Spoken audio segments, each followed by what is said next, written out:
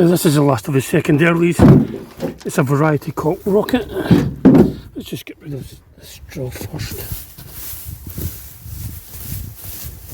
Of course the straw is there to minimise water evaporation.